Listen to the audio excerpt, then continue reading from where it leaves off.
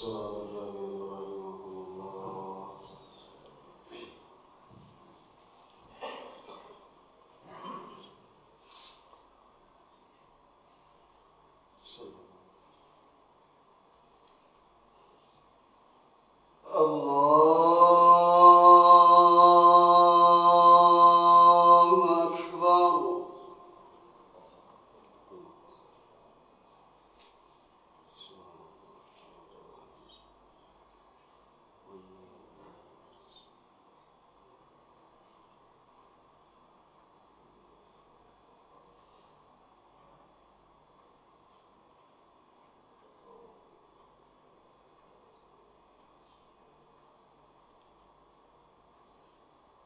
الله الرحمن الرحيم. الحمد لله رب العالمين،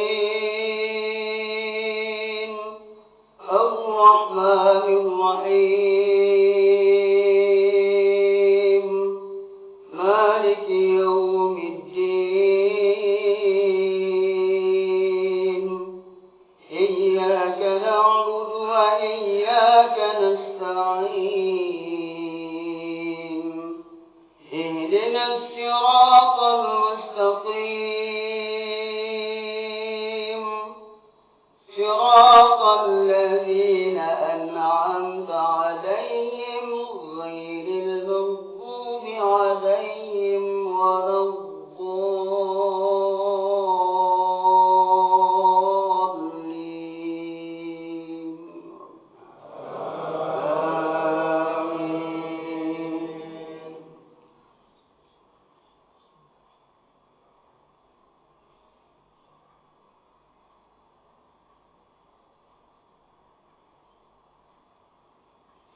بسم الله الرحمن الرحيم. سبح اسم ربك الأعلى الذي خلق فسوى والذي قدر فهدى والذي أخرج المرعى فجعله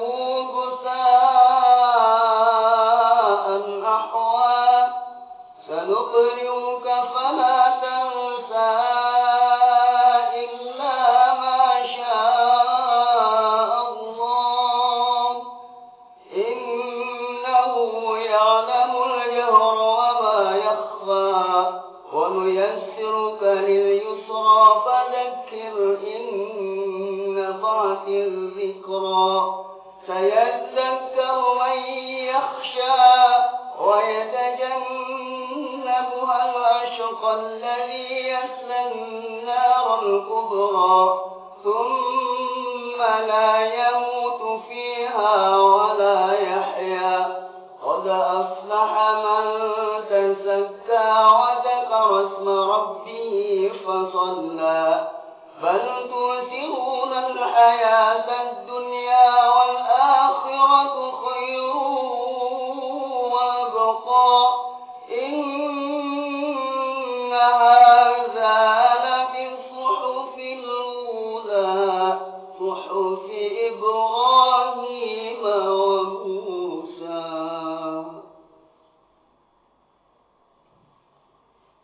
الله أكبر.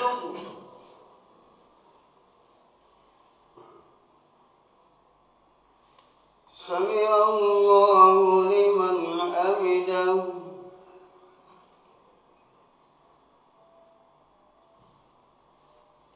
الله أكبر.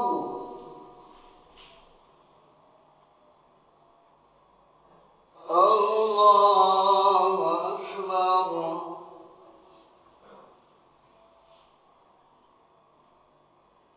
الله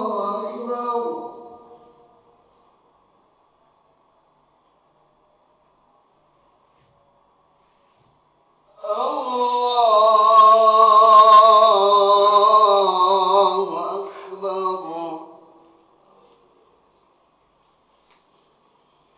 بسم الله الرحمن الرحيم. الحمد لله رب العالمين الرحمن الرحيم مالك يوم الدين إياك نعبد وإياك نستعين اهدنا الصراط المستقيم صراط الذين أنعمت عليهم غير المغضوب عليهم ولا الضالين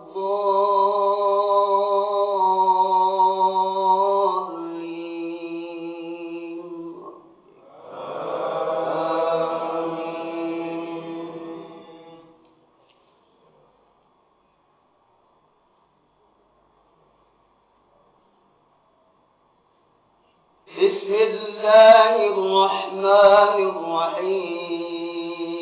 الرحيم والضحى والليل إذا سجى ما ودعك ربك وما قلى وللآخرة خير لك من الأولى ولسوف يؤتيك ربك فترضى ألم يجدك يتيما فآوى ووجدك ضالا فهدى ووجدك عائلا فأغنى فأما اليتيم فلا تقهر وأما السائل فلا تنهر وأما بنعمة ربك فحدث الله أكبر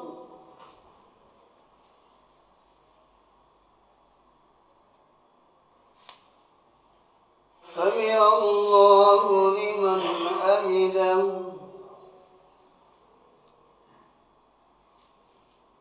اللهم اهدنا فيمن هديت وعافنا فيمن عافيت وتولنا فيمن توليت وبارك لنا فيما أعطيت وقنا برحمتك شر ما قضيت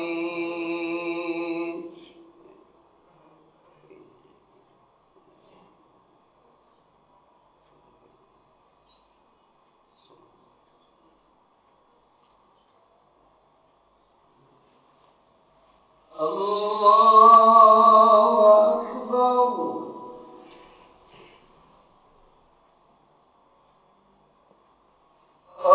الله أكبر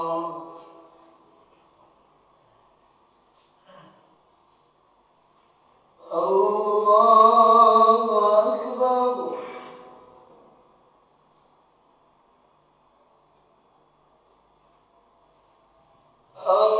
الله أكبر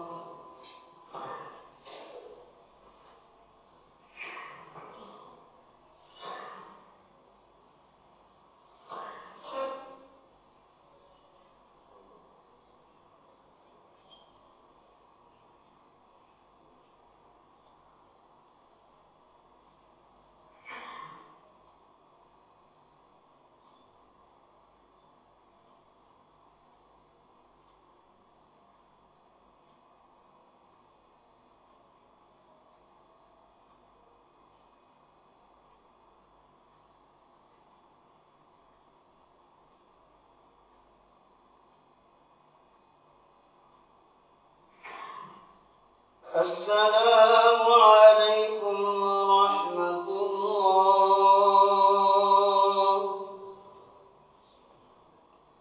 السلام عليكم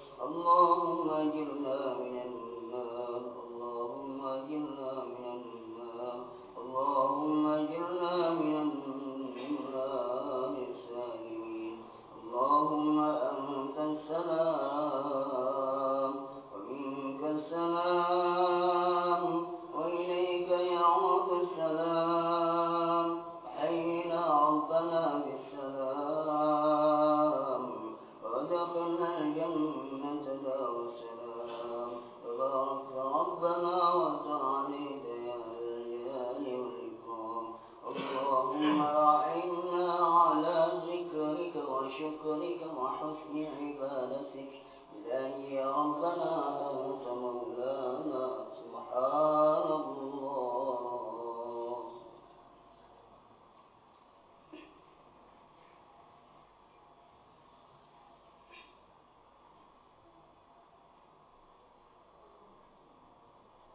سبحان الله وبحمده دائما أبدا الحمد لله.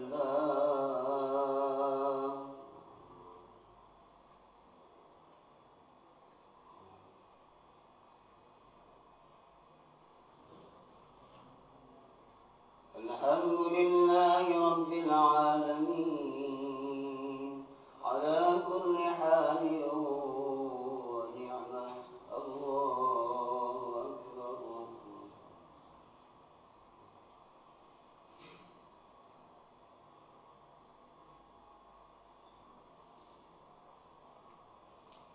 الله أكبر كبيرا والحمد لله كثيرا وسبحان الله بكرة وأصيلا. لا إله إلا الله وحده لا شريك له له الملك وله الحمد يحيي ويميت وهو على كل شيء قدير. ولا حول ولا قوة إلا بالله العلي العظيم. الفاتحة. أعوذ بالله من الشيطان الرجيم. بسم الله الرحمن الرحيم. الحمد لله رب العالمين الرحمن الرحيم مالك يوم الدين. إياك نعبد وإياك نستعين. اهدنا الصراط المستقيم صراط الذين أنعمت عليهم غير المغضوب عليهم ولا الضالين. السلام عليكم ورحمة الله وبركاته. بسم الله والحمد لله والصلاة والسلام على رسول الله سيدنا وحبيبنا وشافئنا ومولانا محمد بن عبد الله. أشهد أن لا إله إلا الله وحده لا شريك له وأشهد أن محمدا عبده ورسوله لا نبي بعده. اللهم صل على سيدنا محمد وعلى آل سيدنا محمد. أما بعد. Hadirin jamaah Masjid Al-Barakah yang dimuliakan Allah Subhanahu wa taala, bersyukur kita kepada Allah Subhanahu wa taala yang telah memberikan rahmat, nikmat beserta hidayah sehingga kita bisa berkumpul, bermuajahah, bermujalasah di tempat yang dimuliakan oleh Allah Subhanahu wa taala untuk melaksanakan amal ibadah kita, terutama ibadah sholat kita, yaitu melaksanakan sholat subuh. Alhamdulillah dilaksanakan dengan berjamaah. Dan mudah-mudahan kita termasuk hamba Allah Subhanahu wa taala yang pandai-pandai bersyukur kepada nikmat Allah Subhanahu wa taala. Dan semoga juga amal ibadah kita, baik ibadah yang lainnya, wabil khusus ibadah sholat subuh kita dan sholat-sholat yang lainnya, mudah-mudahan diterima oleh Allah Subhanahu wa taala. Itu adalah harapan kita semuanya. Semua ibadah kita pengen diterima oleh Allah Subhanahu wa taala. Cuman kalau ibadah kita ingin diterima oleh Allah Subhanahu wa taala, harus memenuhi dua syarat. Apa itu syaratnya? Syaratnya yaitu berilmu dan ikhlas. Ibadah kita kepada Allah yang pertama harus kita berilmu, harus ada ilmunya. Sebab ibadah kita tanpa ilmu raddun ditolak. Walaupun kita ikhlas ibadah, tapi ibadah kita tidak dengan ilmunya, baik ibadah sholat maupun ibadah-ibadah yang lainnya. Karena di dalam sholat ada aturan-aturannya. kita berilmu tetapi tidak ikhlas, sama. Ada unsur riya, ada unsur yang lainnya, wardun akhor, tujuan-tujuan yang lainnya, ibadah kepada Allah tapi ada tujuan yang kita tuju untuk mendapatkan yang lain-lain dengan jalan beribadah kepada Allah. Itu kita harus ikhlas benar-benar karena Allah Subhanahu wa Ta'ala. Apalagi kalau itu kita ibadah kepada Allah tanpa ilmu, tidak ikhlas, tidak ada pilihan. Makanya kita mudah-mudahan kita sedikit demi sedikit menambah ilmu untuk memperbaiki ibadah kepada Allah Subhanahu wa Ta'ala, dan di dalam hati kita penuh keikhlasan melaksanakan ibadah karena Allah. Sebagaimana Allah Subhanahu wa Ta'ala firmankan di dalam Al-Quran surat Al-Bayyinah ayat 5, A'udzu billahi minasyaitonir rajim. Wa ma umiru illa liya'budullaha mukhlishina lahud-din hunafa wa yuqimus salata wa yu'tuz zakata wa dzalika dinul qayyimah. Wa ma umiru, mereka tidak diperintahkan illa liya'budullaha, terkecuali supaya menyembah kepada Allah mukhlishina lahud-din hunafa, untuk memurnikan ketaatan kepadanya, menjalankan agama yang lurus. Wa yuqimus sholata, supaya mereka mendirikan sholat. Wa yu'tuz zakata, dan menunaikan zakat. Dzalika dinul qayyimah, itulah agama yang lurus. Jadi kita ibadah kepada Allah itu harus dengan penuh keikhlasan karena Allah Subhanahu wa Ta'ala, karena Allah tidak memandang apapun. Allah tidak memandang kita, rupa kita, tidak memandang tubuh kita, tidak memandang kaya, tidak memandang miskin, mau pejabat, mau konglomerat, mau orang-orang biasa. Hanya yang dipandang oleh Allah Subhanahu wa Ta'ala adalah ketakwaan, benar-benar memurnikan ibadah kepada Allah Subhanahu wa Ta'ala. Rasulullah sallallahu alaihi wasallam bersabda di dalam hadisnya yang diriwayatkan oleh Imam Muslim, an Abi Hurairah radhiyallahu anhu, melalui Abu Hurairah radhiyallahu anhu. Inna Allah Ta'ala, sesungguhnya Allah Ta'ala, Inna Allah Ta'ala la yanzuru ila jasadikum wa suwarikum. Allah tidak melihat jasad, tidak melihat tubuh diri kita, wala suwarikum, dan tidak melihat penampilan kita, tidak melihat rupa kita. Walaki yanzuru illa qulubikum wa amalikum, tetapi Allah melihat hati-hati kita, melihat hati kita dan melihat amal perbuatan kita. Karena di pandangan Allah atau di sisi Allah Subhanahu wa Ta'ala, orang yang paling mulia yaitu orang yang paling bertakwa kepada Allah Subhanahu wa Ta'ala. Inna akramakum indallahi atqakum. Jadi kita harus benar-benar ibadah. Yang pertama, kita syaratnya harus berilmu. Yang kedua, harus ikhlas karena Allah. Kalau seandainya kita ibadah kita, contoh ibadah sholat kita tanpa ilmunya, karena di dalam sholat, ini sholat yang paling utama. Kalau semua benar sholatnya, semua amal ibadahnya benar. Karena sholat adalah amal perbuatan yang paling utama nanti dihisab di yaumil qiyamah oleh Allah Subhanahu wa Ta'ala. Karena sholat di situ ada ilmu dan tata caranya. Baik, supaya ibadahnya diterima, kita harus memenuhi syarat di dalam sholatnya. Karena di dalam sholat itu ada syarat-syaratnya syah sholat. Berapa jumlahnya tidak saya sebutkan hanya nominalnya, tidak saya jelaskan. Yaitu syaratnya sholat, wa syurutu sholati sab'atu. Wa syurutu sholati samaniyatun, ada 8. Dan kemudian di dalam sholat itu ada yang fardu, ada yang sunnah. Berapa jumlahnya yang fardu, kita harus tahu.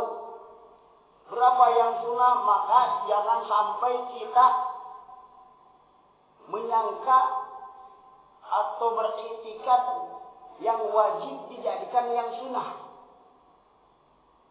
Itu bisa tidak memenuhi syarat sahnya sholat. Dan kita harus tahu fardunya sholat. Kalau seandainya kita sholat tidak tahu rukunnya sholat atau yang wajib di dalam sholat, berarti kita tidak memenuhi syaratnya sholat. Karena itu mengetahui fardunya sholat, rukun-rukunnya sholat adalah termasuk salah satu syarat sahnya sholat.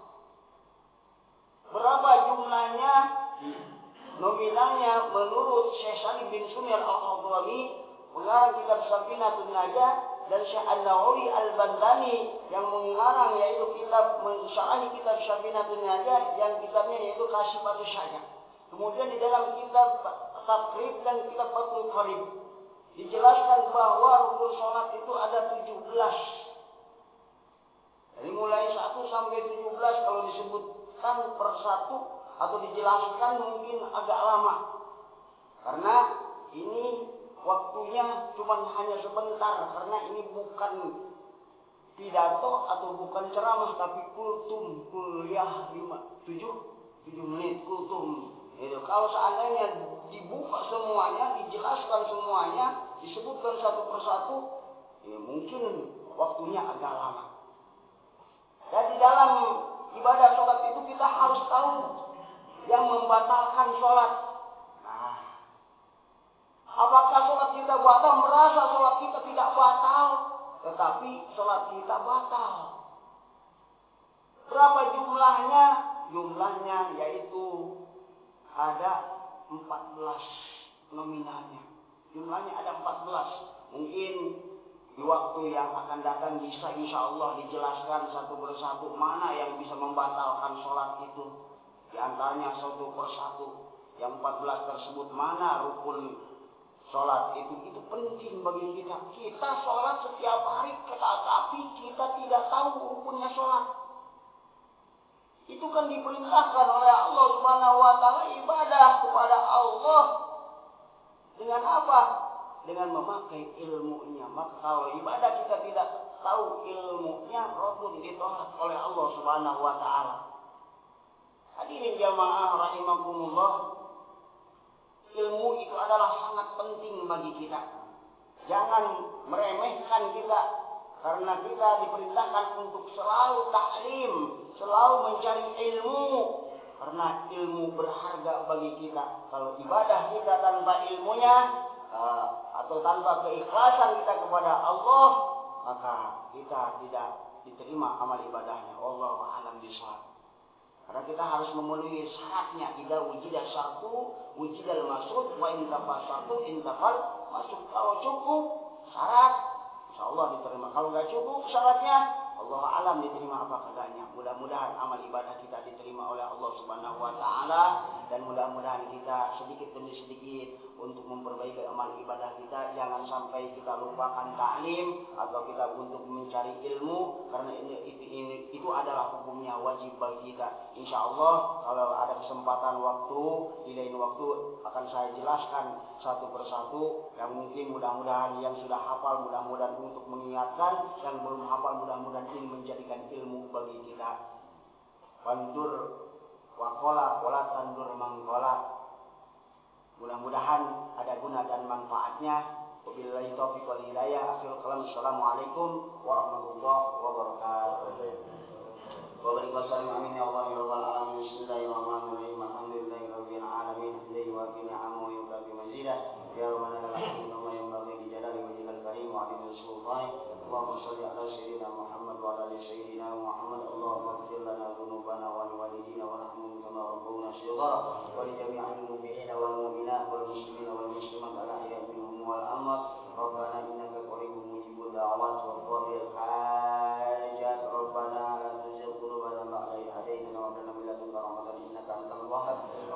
تقبل منا إنك أنت السميع العليم وتب علينا إنك أنت التواب الرحيم ربنا آتنا في الدنيا حسنة وفي الآخرة حسنة وقنا عذاب النار صلى الله على سيدنا محمد وعلى آله وصحبه أجمعين سبحان ربك رب العزة عما يصفون وسلام على المرسلين والحمد لله رب العالمين.